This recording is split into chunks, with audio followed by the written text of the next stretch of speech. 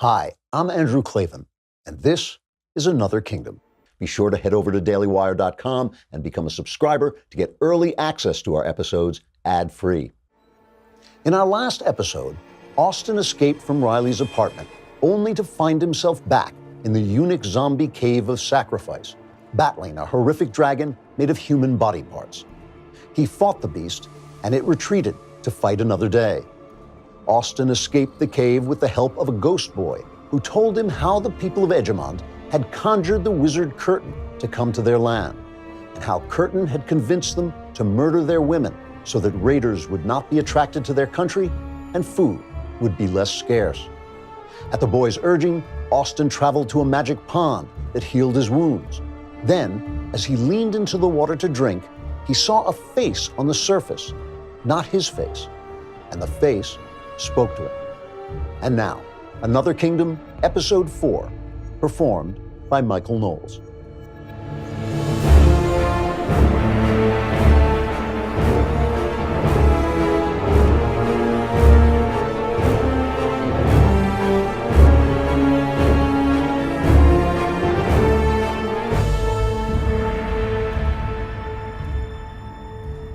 Yeah, I remarked. I scrambled back from the water's edge. Even the stallion was startled. He leapt sideways to get away from the pond. I mean, what the hell, right? That was supposed to be my reflection, but it wasn't. And whoever it was, he was talking to me. Crouching, afraid, I stared wide-eyed at the pond.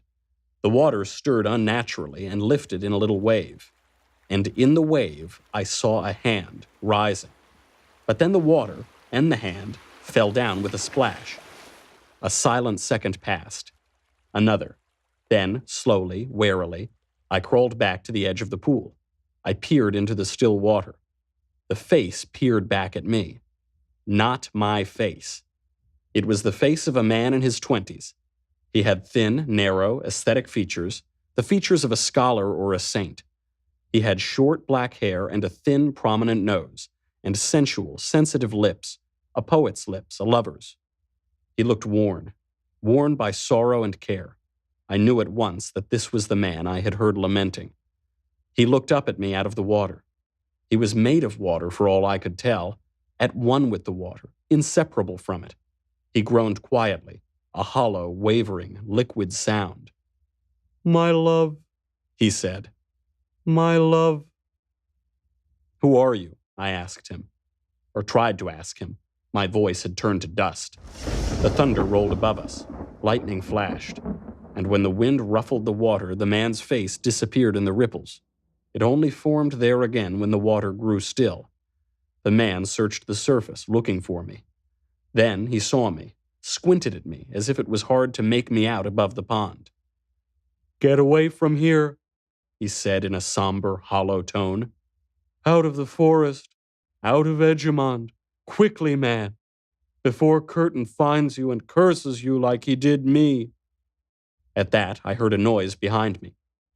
I looked over my shoulder. I saw a boy staring at me. He pulled back quickly behind a tree and disappeared. I faced the pond, faced the face in the pond.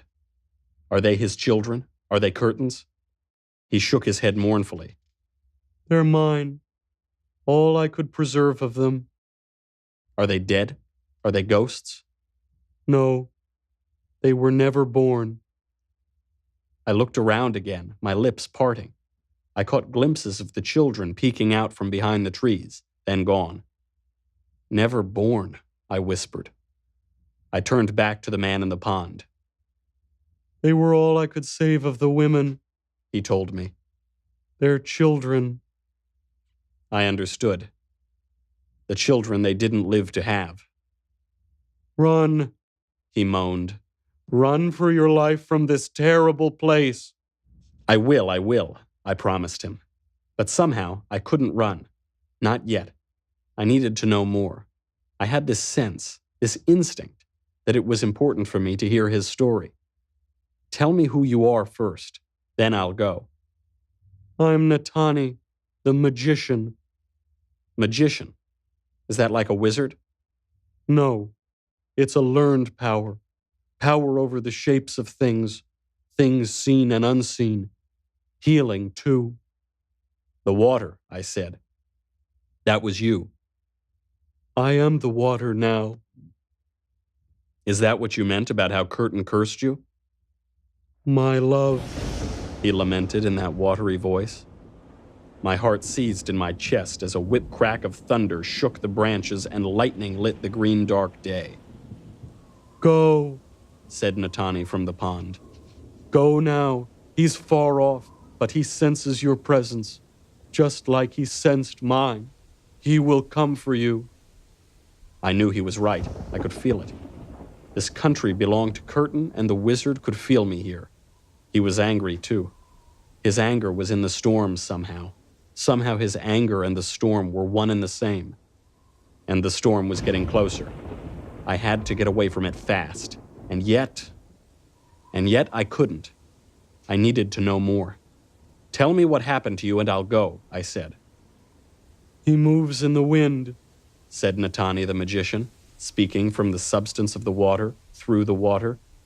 In the wind and across dimensions, place to place. That's how he saw us together. You and your love. My love, he echoed. She was so beautiful, and she was mine. The power of my magic fed on her love and grew stronger on it. He hated that. He feared it. So he stole her from me. Curtin. He drew her to a lonesome tower while the purge was going on in the villages. While they were feeding the women to the beast, you mean? He tricked her. That's how his magic works. He tricks his way into your mind and takes it over. I had seen that back in Galliana. Curtin fed his magic on weakness and desire. He used Lady Cata's loneliness, Lady Bethare's jealousy, Lord Iron's ambition to seize control of them. He took power from their minds and turned it against them. He came to her in a shape like a hero's, Natani went on. Handsome and brave and strong. He tricked her into sin. Into sin? You mean she fell in love with him? She was afraid, and I was gone. I should have stayed to protect her, but I went on my quest instead. She was alone in Newfell when the sacrifices began. She escaped into the woods, but Curtin saw her. He drew her to the tower. He told her she'd be safe there, that they would not find her. They would not throw her to the beast in the cave. When, in her fear, she locked the door, he put a spell on the lock, and she was trapped. I shook my head. What an evil bastard. My fault. My fault. I left her alone. I was on my quest, moving through the villages, you see, doing what I could to save the children who would not be born. I gave them shapes and hid their spirits here in the forest, in case any of the women escaped to claim them. Too late, I realized Curtin had seized upon my absence to seduce my love. His pale, aesthetic, poet's face took on a new expression of determination. I saw then what a fool I'd been, how wrong I'd been to leave her. I returned, to find her, to set her free, to take her away to safety across the 11 lands. A thought was teasing at the edges of my brain now. A sin, a quest, a curse. I had heard these words before. Natani continued. I draped myself in shadow so Curtin wouldn't see me. I found the tower. I climbed to her room. I called to her through the door, and she came back to herself, came back to me. Our love made my magic strong again, and the lock was broken. Oh, my love, my love. The wind swirled angrily down from the sky and up from the earth again, carrying the dead leaves in a chattering tornado. Now, when the thunder growled and grumbled, when the lightning flickered and the green-black clouds seethed, I felt the wizard's anger in them. I felt him moving across the dimension of space, coming toward me in the wind, as fast as the wind and twice as terrible. I knew I had to run. I knew I had to get out of the forest. But still I lingered. For a moment then, with the wind making the water seethe, Natani's face disappeared beneath the agitated surface, but I spoke into the ripples anyway. What happened next? And sure enough, his voice came up to me, rippling like the water. As the water grew calm once more, his face reappeared. "We ran," Natani said, "my love and I, into the woods to get away from him, but he was coming, closer and closer on the storm, just as he is coming now. There was no hiding from him, no escape. I tried to cover my darling in magic. I made a mantle of my love for her, but—" His voice broke. "But he had gotten inside her head, and she could not free herself. I couldn't protect her. I knew when he reached us, he would destroy us both. So I did the only thing I could think of." The lightning flickered above the trees, and the thunder crashed so loudly and so angrily that the forest seemed to shake with fear. The wind rushed over us, and I could feel the rain inside it. My stallion stirred and whinnied, as much as to say to me, "Hurry, Austin, hurry! Curtin was near. The storm was about to break." I changed her shape so he wouldn't know her. I used all the power of my magic to turn her into a creature of the woods, so she could slip away, you see, and elude him even as he swept into the forest searching for her. He was speaking quickly now, hoping to finish his story so I could get the hell out of there in time. And I was staring down at him, my mouth open, my mind racing, the thought repeating as he spoke, a thought I couldn't believe and yet couldn't quite deny. A sin, a quest, a curse. "She ran. I made her run. She escaped. I saw her escape. But where? Where did she go? I never knew. I don't know now. I don't know how far or whether she's alive or dead." His voice sank to a watery moan. "And once she was gone, all my magic was gone with her. Alone without my love. I was no match for Curtin. He found me and came into my head and drove me mad. I threw myself into this pond, hoping to drown myself before he used my magic against me, used it to transform me into something abominable. But he would not let me die. He seized on my despair and forced me to change my own shape into the element of water." With that, the lightning flashed, the pond went white, the thunder struck again, so near, so loud, I could hear nothing else for a moment. Then, from the roiling water, the magician's gargling voice cried out to me, "Run, run for your life, run now."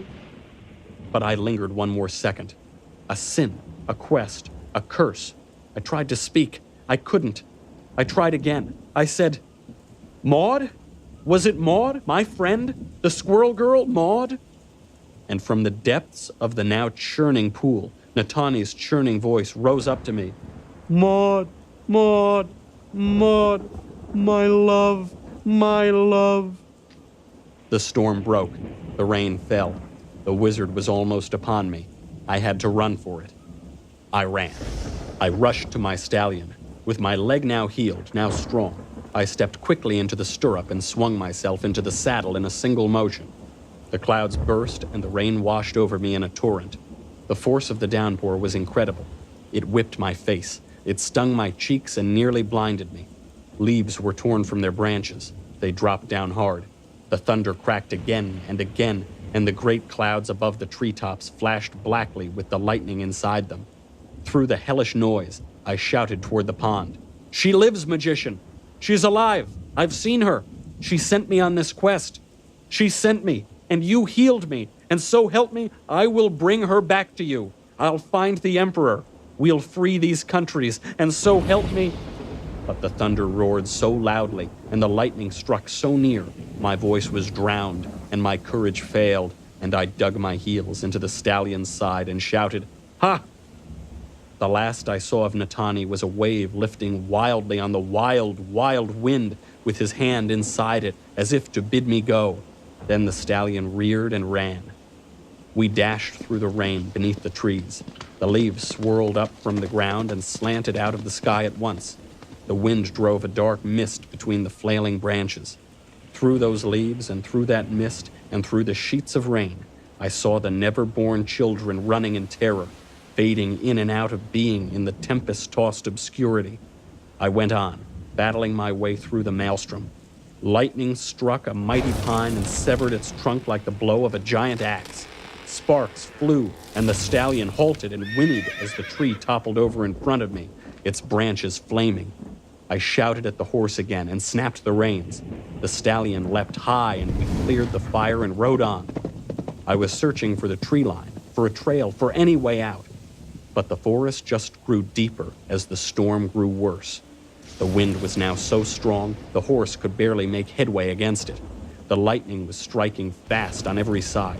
Flash, flash, one strike after another. All around me, trees were going up in yellow flames, even as the rain washed down and drenched them. Trunks were crashing through the branches, thudding to the ground.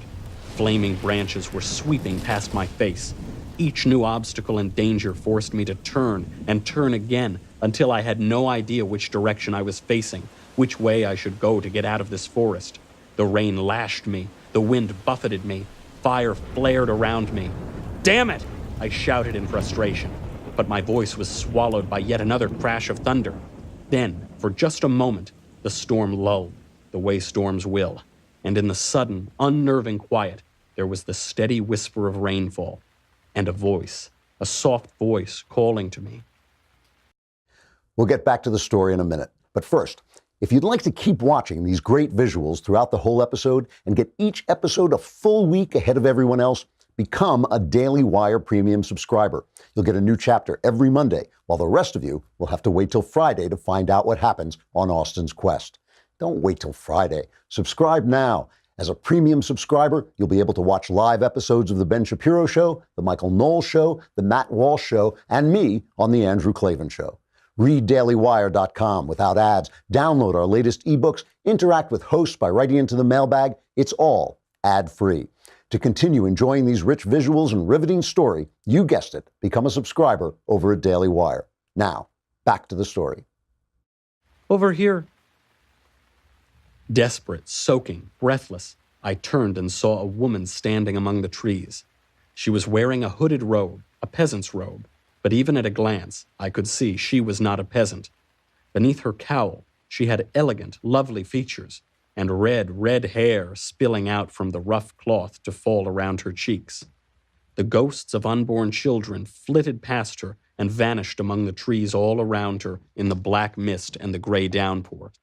She beckoned me urgently with one hand, clutching her robe closed around her with the other. "Hurry, over here." I didn't know what to think. Was she real? Was she friendly? Had I crossed the border out of Edgemont and escaped the wizard's domain? Or was she a creature of his, some sort of demon or illusion? I just didn't know. But the storm was already rising again. The next time the thunder struck, it was so loud it scattered my thoughts. The lightning lanced out of midair and cut another pine in two and sent the pieces flaming to the earth. The wind swirled, full of wet leaves. The leaves and the wind smacked into me and nearly knocked me from my saddle. Squinting through the downpour, I saw the woman beckon me again. She shouted to me, but the noise of the storm swept her words away. I decided I had to trust her. Alone, unguided, I would never get out of this tempest alive. I pulled the reins to point the stallion toward her and spurred the horse on. The motion brought the wind to my back. The wind gave me speed. As soon as the red-haired woman saw me coming, she turned and started hurrying through the forest. I could see she knew the way. Amidst all the massed undergrowth and the fallen wreckage, she moved smoothly and swiftly as on an open path. When I followed in her footsteps, I also passed quickly among the swaying trees. We broke through the tree line into a broad clearing, and there stood a house. Not just a house, a grand mansion, brown and white like the brown-white wood around it. It seemed almost to grow up out of the ground. Stables and gables and bay windows and peaked roofs surrounded by birches and autumn maples lashed by the storm. I pulled up, staring, startled, amazed. Who built such a grand house here? The woman was up ahead of me, running for it. She turned as she went and beckoned again, more urgently. I hesitated only another second. I felt a sourness in my heart, doubt, distrust. Who was she? How had she come to be here? But looking around, I saw the whole forest bending and groaning under the force of the tempest, patches of flame rising and falling here and there as the lightning struck and then struck again. I was going to die if I didn't get shelter. Me and the stallion were both going to die. I rode on, following the woman. She was at the stables now. With an effort, she slid open the large, heavy door. She stood back to let me pass. I rode into the structure, ducking low to clear the lintel. It was a huge relief to come in out of the weather. The stallion shook himself beneath me, throwing off water. I slid out of the saddle, exhausted. If I hadn't been gripping the reins, I think I would have toppled into the hay. Breathing hard, I turned to the woman. She pushed the rain-blackened cowl off her head. My breath caught. I nearly gasped aloud. She was even more beautiful than I had realized at first. So beautiful. Mesmerizing. Her red hair flowed lushly around an oval face of small, neatly sculpted features. Even in the shadows of the stables, I could see her gleaming cobalt eyes, tender and caring and warm. She did not look like anyone I knew, anyone I had ever seen anywhere, and yet there was something about her, something about the kindness and gentleness in her expression that reminded me of someone. I could not place who it was. "Who are you?" I said. "My name is Hamarta." Her voice was also warm, also kind. It seemed to pour over me like a soothing balm. "What is this place?" I asked. "It's all right. You'll be safe here. I'll take care of you until the storm is over. After that, you can make a run for the border." The border. We're still in Edgemont, then. She nodded unhappily. "We are. But he can't find us here, I promise. I'll protect you." He. Curtin. She didn't have to say the name. She gestured toward the black stallion. "Come on now, unsaddle him. I'll brush him down." While I worked the saddle off, she took a brush from a peg on the wall. She stroked the horse dry, murmuring sweetly to him as she worked her way across his flank. I stood in my soggy clothes and watched her. Couldn't take my eyes off her. I was a city boy. I didn't know a thing about horses, but she seemed to wield the brush with a sure hand as she kept whispering to him, "There's a good boy. There's a good boy." She really did remind me of someone, but I still couldn't figure out who. "You seem to know what you're doing," I said. "You've got to get them fluffy again, or they can't get warm." She glanced at me, smiled, a smile like her eyes, like her voice, infinitely gentle, womanly. "Oh, look at you, you poor thing. You look so worried. Don't worry. I'll take care of him. And then," that smile again, "then I'll take care of you. Go fetch a bale of hay so he has something to eat now." There were a few bales stacked against one wall. Not many, I noticed. Why not? Where were the other horses? My black stallion was the only one here. I hoisted a bale and carried it over to the stallion and set it down for him. It made me realize, now that I was well, now that my fever and nausea were gone, how incredibly hungry I was. Hamarta finished the brushing. She hung the brush on the wall again. She wiped her forehead with one wet sleeve. "All right now, sweetheart," she said to me. "Come along, I'll feed you." She flashed another sweet smile and gently patted my cheek. The warmth of her touch went right through me, knife meets hot butter. Then she pulled her hood up over her flowing hair and moved to the door. I stood by the stallion, watching her go, mesmerized by her. Such a beautiful girl, and so kind, almost wifely, almost maternal. "I'll feed you, I'll take care of you, sweetheart." But what was she doing here? A woman in Edgemont where all the women were dead. In this house. Even in crazy Austin is having a hallucination land, there was something about this situation that did not add up. Sliding the stable door open again, Hamarta turned to me, framed against the backdrop of the storm. She saw me hesitating and gave me yet another of those charming smiles. I realized then whom she reminded me of. Jane, my friend, the girl I loved back home, Jane Janeway. It was her smile, her tenderness, her feminine sweetness that seemed to reach out to me from this stranger that seized my heart here as it always did back in the real world. "Come on then, darling," Hamarta said to me, as if she were coaxing a reluctant child. "It'll be all right. Come on." She pushed out into the rain, and I, mesmerized, trailed after her. The tempest was still running high. The whole forest was seething with wind and rain.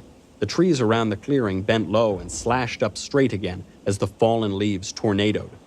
The boiling clouds above us exploded over and over with white-black lightning. Clutching her cowl tight around her face, Hamarta raced for the mansion's front door. I raced after her. She went quickly up the 3 front steps, pulled the door open, and hurried inside. Eager to get out of the rain again, I leapt up the steps after her and dashed across the threshold. As I did, just as I was crossing over, I caught one quick glimpse of her, one glimpse of Hamarta standing in the front hall, waiting for me there. Her bright eyes now seemed more bright, weirdly bright, and her sweet smile suddenly struck me as wrong, creepy, and unpleasant. I thought to myself, I've made a terrible mistake. But the next thing I knew, I was through the door and in the garage at Riley's apartment house, just sliding behind the wheel of Riley's Volkswagen. For a moment, I was too dazed by the transition to understand what the hell was going on. Then I did understand. I was back in Walnut Creek. I was trying to escape. The people in the building were calling the police. For all I knew, in minutes, squad cars would come swarming onto the scene, sirens blaring. I was on the run again. Somehow, dazed as I was, I managed to switch the engine on and snap the Passat's gear shift into reverse. I backed out of Riley's parking spot and swung the car around, tires screeching. Then I rolled forward to the garage door, which rolled open automatically as I came. A moment later, I was out on the street, back in the city, driving past the empty office parks, their towers lit up bright and hollow in the misty night. I wound around them on the broad, curving boulevard, then fired like a rock from a slingshot out into the darkness of the side streets. I was heading to Berkeley, to my parents' house, heading home. There was no GPS in the ancient Volks, but it didn't matter. I knew the way from childhood. I left the straight path as soon as I could and traveled on lesser byways. I hoped the police would not guess that I had switched cars, but I couldn't count on it, so it was best to keep out of sight as much as possible. It felt strange to be rolling lonesome through the dark like that. It was hard to process the vastness of my disconnection. No phone, no internet, no media. My isolation was like a hunkering presence, a stone gargoyle glowering on my shoulder. When had I ever been so solitary? I stared through the windshield at the headlit 2-lane. My mind was reeling, images sluicing in and out of memory like scary faces in a carnival horror ride. I saw the storm-tossed woods of Edgemont, the magician's poetic features lamenting in the pool, the monster in the cave, the mansion in the forest. I thought of Hamarta, that last glimpse I'd had of Hamarta's face. A glimpse is all it was. It had lasted less than a second, but in that flash, she seemed to me, what was the word I wanted? Malevolent. Yes. Had I imagined that? Had I mistaken what I saw? Or was that the truth about her? Was she some creature sent by the wizard Curtain to draw me into a trap, as he had drawn Maud to the prison tower where he locked her away? Maud. That was the next thought that came to me. Maud, the mutant squirrel girl, my friend. It was strange to think of that stern, unruly creature as fully a woman, and a woman in love, and in love with such a pale, poetic type as Natani. I wondered if I would really be able to keep my promise to him, to find some way to bring them back together. I tried to think it through as I guided the Passat through the California darkness. But, as always, when I was back here in modernity, I found it almost impossible to fully believe in that other semi-medieval fantasy novel world. Curses, spells, wizards who wormed their way into your will. They were so real when I was fighting them for my life. But once I was back in a car, on a modern byway, well, how the hell was I supposed to think of them as anything but crazy dreams? Maybe that's why my fears about Hamarta and my worries about Maud faded as I was driving, fell away from me like a shed skin. After all, here I was on a lonely road, winding up from the depths of a deserted canyon. And as I crested the ridge, I looked out through the window, through the trees, and saw the familiar lights of Oakland spread out below me, and my mind just naturally returned to the troubles at hand. Billiard ball dead and my crazy sister missing and my entire family conspiring with Serge Orozco to do I didn't even know what. Reality. What a depressing thought. I so did not want to be doing this. I did not want to go home and see my parents, not at all. It was bad enough back in the old days, last week, when I only had to contend with their disdain for my artistic ambitions, when I only had to swallow my envy at their worshipful admiration of my successful older brother. Bad enough then, but now? Now, when it turned out that they and my brother, all three, were agents of a lunatic billionaire who killed anyone who got in his way, who was trying to kill me, their own son, and Riley, their only daughter?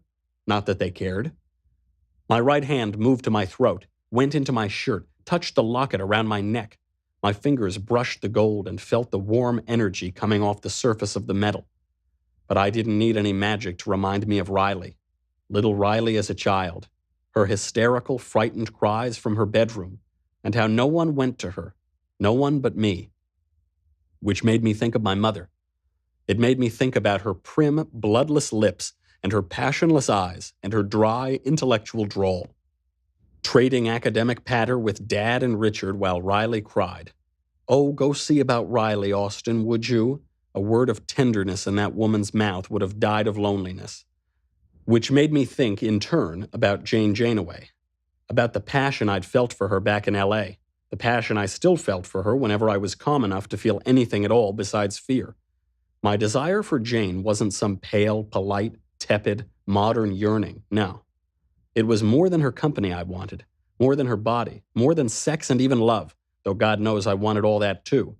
But when I thought of Jane, really thought of her, I wanted to reach right through her flesh and grab the soul of her, drag her to me by her soul, and press my soul into hers, lips first. I wanted to plant my children inside her like founding a city on fertile soil. You know how feminists used to complain that men wanted to keep women barefoot and pregnant? Well, hell, I was willing to let Jane have shoes, I guess, but other than that, I wanted our children falling out of her like fruit from a tree. That's how I felt, and to hell with anyone who didn't like it. I could see a whole future with her, daydream the whole thing from our wedding day to my funeral. But now as I drove, I began to doubt myself, to doubt even my own desires. Which brought me back to Hamarda, her womanly sweetness, her maternal kindness, so like Jane's. How quickly she had hypnotized me, drawn me in.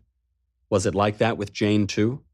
Had a childhood with such an unmotherly mother simply left me so hungry for feminine care that it was as if I had a yearning ghost inside me, a spirit boy like in the children's forest, desperate to be brought to life by the first motherly maiden who came along? Riley's Volkswagen curled down out of the night hills, and I finally joined up with the freeway, coming into the bright cities from the south. It was after midnight now. Not much traffic. I skirted the campus on Shattuck Avenue and climbed into the wooded hills of the north side until I arrived at my parents' house. I will say this for Mom and Dad. Whatever dastardly deeds they'd been doing for Serge Orozco, they hadn't got rich off them, not so far as I could see anyway. Their house was the same odd and ramshackle place where we had lived when I was growing up. Big, husky, weather-worn. A rambling storybook illustration of a place with lots of shingled roofs and fanciful curves and hidden crannies, even a sweeping stone staircase that rose from the lawn to a stunted tower. It was set back from the steeply climbing, sharply winding road amidst a cluster of drooping beech trees and stunted redwoods, all of them turned to eerie silhouettes by the night. I pulled into the driveway and shut off the engine. The house was quiet, dark. Either my parents were still down in Los Angeles or they were asleep. Asleep, I wagered, seeing their Mini was in the garage. I stepped out of the Volks into the night. I stood and breathed the fresh, cool air and listened to an owl woo-wooing somewhere in the nearby trees. I scanned the street. No sign of cops. Changing cars, covering my tracks, I'd lost them. I supposed it was possible they'd think to look for me here. Hell, it was possible my folks would turn me in if they saw me. But I didn't plan to stay that long. I didn't know what Riley had left for me here. I didn't even really know if she had left anything. But if she had, I knew where I would find it. I trudged reluctantly up the rising front path. I was in no hurry to step back into my childhood home. I never had been, but especially not now that I knew what I knew. I approached a redwood on the sloping front lawn. The spare key was still there in the water tray beneath the humming bird feeder. I used it to let myself in the side door and entered the kitchen. I turned off the alarm by poking my brother's birth date into the keypad. I stood in the darkness. Even the smell of the place depressed me, the smell of my past, I'd never liked it. Had I always known what was going on here? Had I always been aware, deep down, that something in this house was terribly wrong? I knew I ought to start searching right away, but I suddenly realized again how hungry I was. Very hungry, just as I had been back in Edgemont. I checked the refrigerator, typically austere parental fare. I slapped together a sandwich of cheese and artisanal bread, plus some sort of brown relish for flavor. I sat at the kitchen table in the shadows and chomped on it. My brain kept telling me I ought to hurry. I ought to search the place and get out before I was discovered. But much as I disliked this house, it was home. I was comfortable here. I was losing my sense of urgency. When I was done eating, I dusted the crumbs from my hands and stood up. I swayed, unsteady on my feet, touching my forehead, closing my eyes. Man, I was tired. I trudged out of the kitchen into the living room. A pleasant room. I could make it out in the shadows. Lots of warm wood and floral furniture.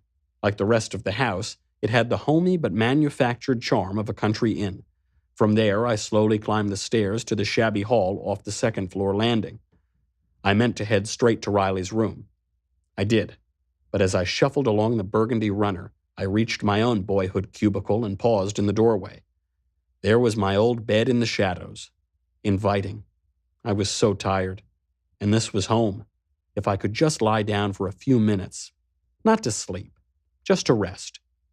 Fully dressed, I settled on my back on top of the bedspread, my hands folded on my chest like a corpse. My gaze moved over the dark walls. Oh, don't think for a moment the room had been tenderly preserved to remind my parents of my treasured childhood. Ha! The sci-fi movie posters had been stripped from the walls, the superhero models swept from their shelves.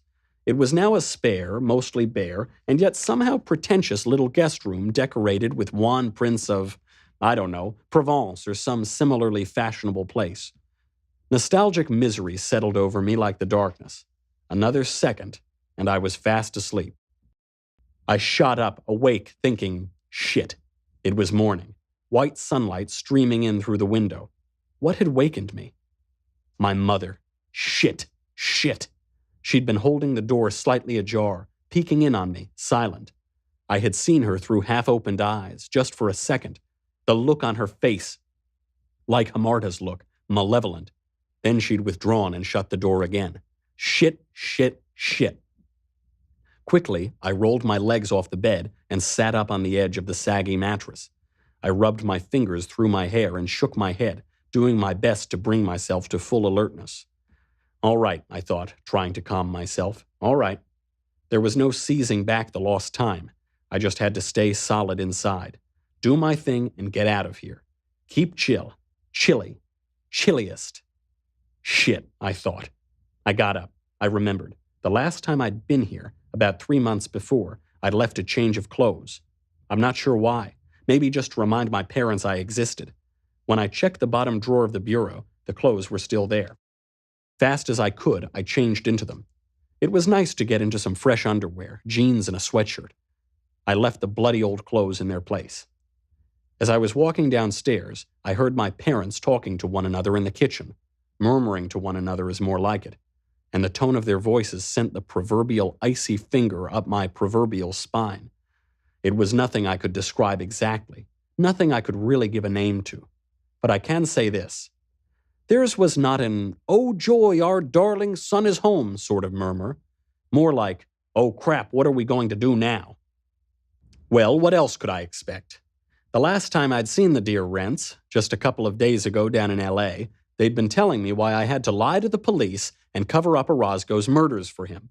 They were all too disappointed when I refused, and they seemed perfectly gratified to listen to Richard threaten me with the destruction of my life and reputation and what I'll laughingly call my career. So I couldn't exactly hope they were going to be thrilled to see me. Still, you know how it is. Mom, Dad, all that. You always keep hoping for a little love and approval from them, even when you know better, even when you're pretty sure they're conspiring with a power-mad lunatic to destroy the known universe, or whatever the hell they were conspiring to do. They must have heard me coming, because they shut down their conversation about 2 seconds before I pushed through the swinging door. Well, muttered my father as I walked in. What have we here? He was an owlish man with close-cropped salt and pepper hair, narrow glasses, and a distracted gaze. "What a nice surprise," said my mother. She was angular where she existed in fleshly form at all. It was the worst imitation of a parental welcome I'd ever heard, and I'd heard more than my share. My father had been reading something on his device before I entered. I caught the word, motel, and knew that Billiard Ball's death had made the news. Dad quickly pressed the button to make the screen go blank. Then, just as quickly, he raised his coffee cup to his lips and sipped innocently, smiling thinly around the rim. The silence then was so awkward it was nigh on unbearable. I busied myself by going to the coffee machine and pouring a steaming mugful. Behind me, my father finally came up with something vaguely father-like to say. "So, what brings you up this way?" I turned to him and leaned against the kitchen counter. Beams of morning sun were shooting in through the window above the sink, and if you had taken a picture of us just then, Mom and Dad at the table, me sipping Joe, the bright yellow daisies on the walls and the message magnets on the fridge, you would have captured us looking exactly like the happy, all-American family we had never been. I snorted into my coffee. What brings me up this way? How about the fact that my little sister is missing? Your daughter, Riley. Remember her? "Oh," said my mother with a little frown. "I hardly think she's missing, Austin. Don't be so dramatic." "Drama never helps anything," my father muttered, as if musing to himself. He was a musing mutterer, my father was. "Okay, so she's not missing," I said. "Let's just say her own boyfriend doesn't know where she is." "Well, Marco," said my mother, rolling her eyes. "Her videos have vanished from the internet." "Those videos," said my mother, rolling her eyes. "Her apartment's been ransacked, and the last time I heard from her, she was afraid for her life." "Ransacked," said my mother, rolling her eyes. "I wish you wouldn't use overblown words and phrases like ransacked. Afraid for her life. Really, Austin." "Drama, drama," my father said in a sing-song mutter. He wagged his finger at me. Then Dad sipped his coffee, and Mom stirred her tea, and the silence was unbearably awkward again. Who the hell were these people? I asked myself.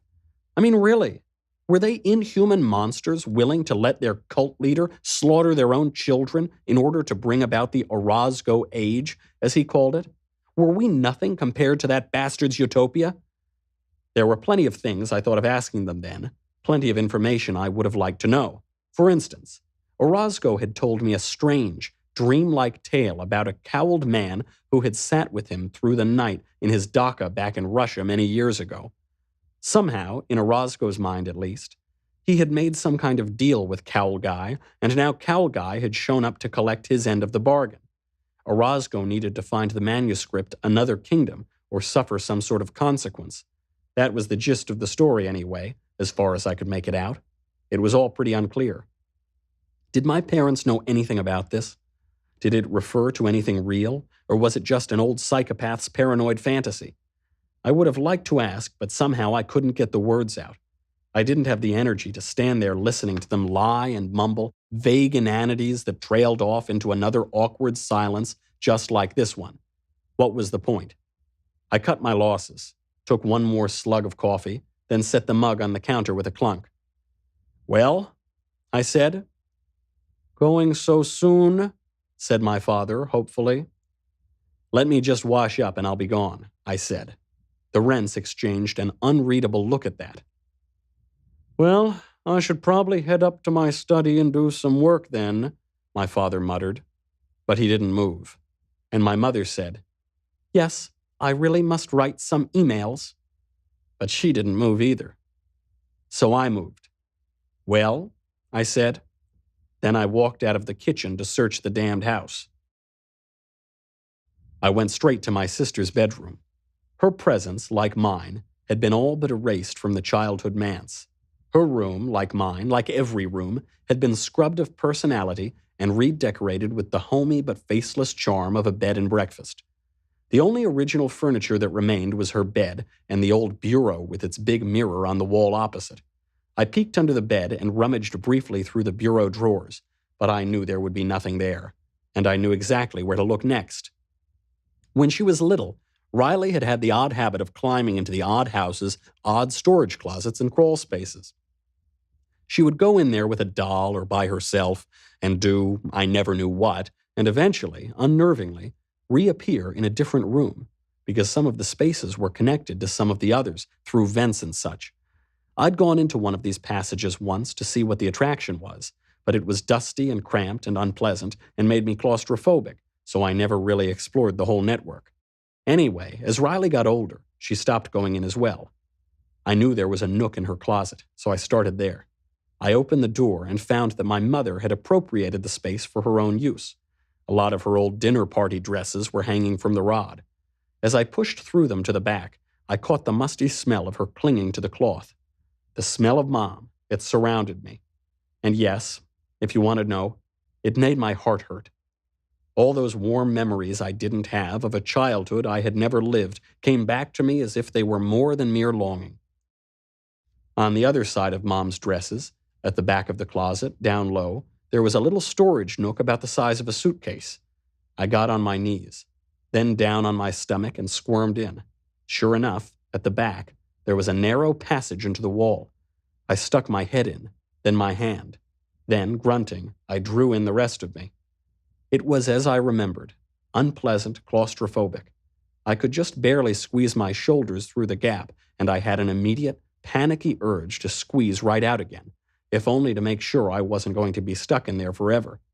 But by the light filtering in from behind me, I could see that the passage went on quite a way, and I thought, if Riley really had left something for me, if I wasn't desperately kidding myself, this would have been the place for her to hide it. So on I slithered. It felt like being back in the mousehole passage out of the monster's lair in Edgemont, fighting through the cramped corridor, sweating, grunting with exertion, breathlessly frightened of getting stuck. In a few more yards, I reached a crossroads where an air duct intersected with the crawl space. The duct was larger and it had vents that let in air and light, which was a relief. With an effort, I craned my neck. I looked down the duct one way and then the other. And I'll be damned. There it was. There was a flat, I didn't know what, lying on the duct floor near the second vent. The sight of it made my pulse quicken because, whatever it was, it seemed to have been positioned intentionally, close to Riley's room, in a lit spot that made it easy to see. Riley had placed this thing where I might find it, but where no one else ever would. It was no easy business to maneuver my body around the corner into the duct, but I managed it. I crawled to the second vent and picked up the package. It was an old DVD case, ancient, Jurassic. On the cover, there was a fuzzy picture of a haunted house silhouetted against a full moon and a tree branch. Horror Mansion, that was the title. Some low-budget piece of crap, obviously. I snapped the case open. The DVD was still inside, and Riley, or someone, had scrawled some numbers on the shiny surface with a marker, a phone number.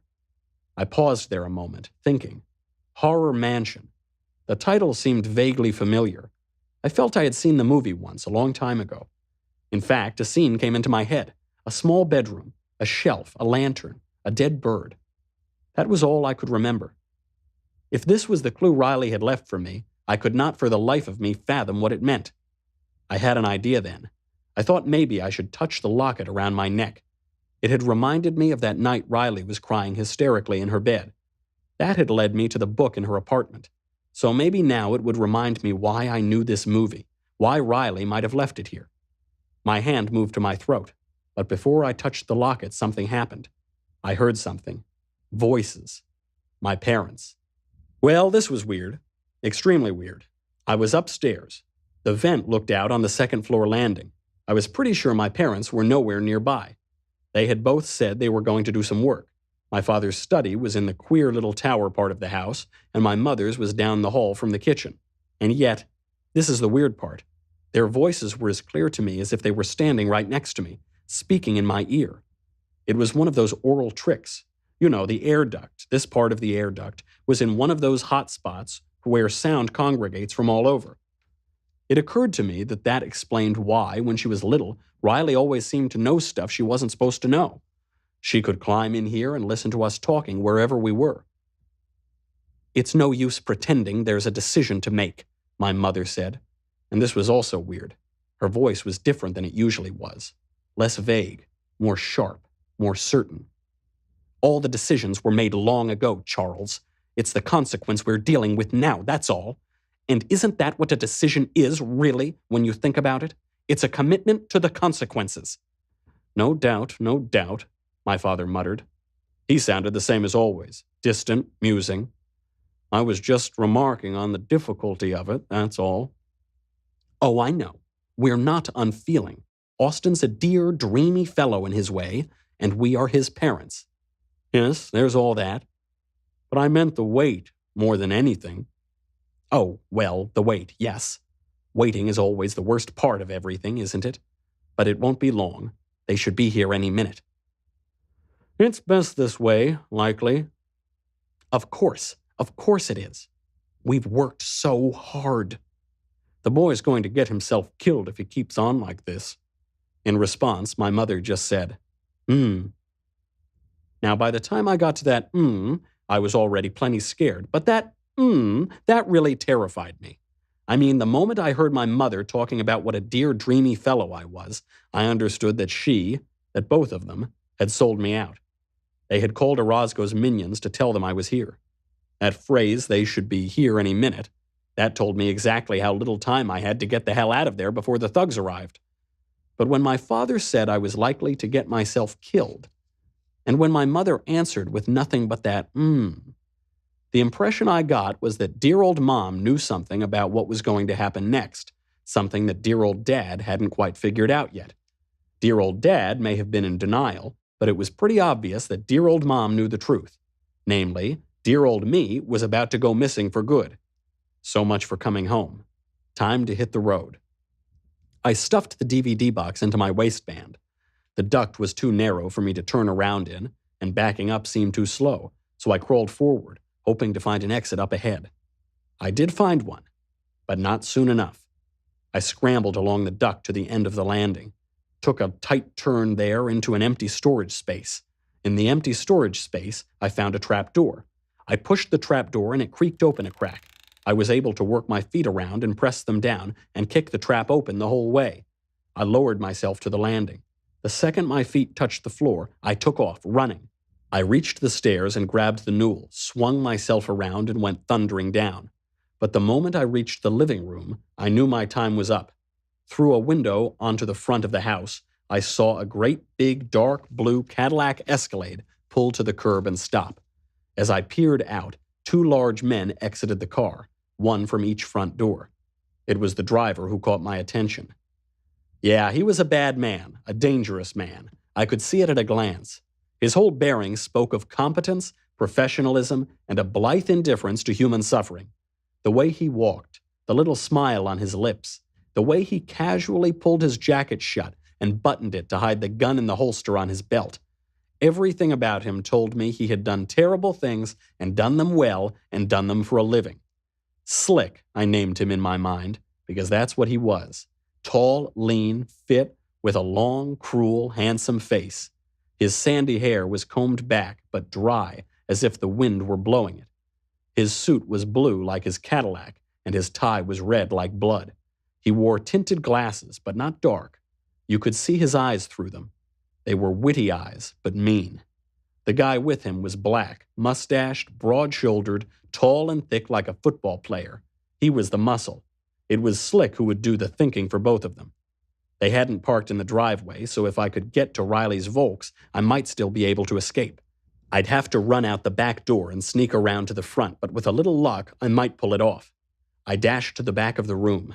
Just as I reached the archway at the far end, I heard the rap at the kitchen door, metal against glass, a ringed finger rapping the door's sidelight. Slick was knocking. "Coming!" my mother sang out casually as she went to open the door for my executioner. That casual sing-song tone of hers, it went into me like a dagger. My mother! Dazed with the implications, I left the living room and stumbled down a single stair into a mudroom. The mudroom door led to the backyard. I seized hold of the knob and ripped the door open.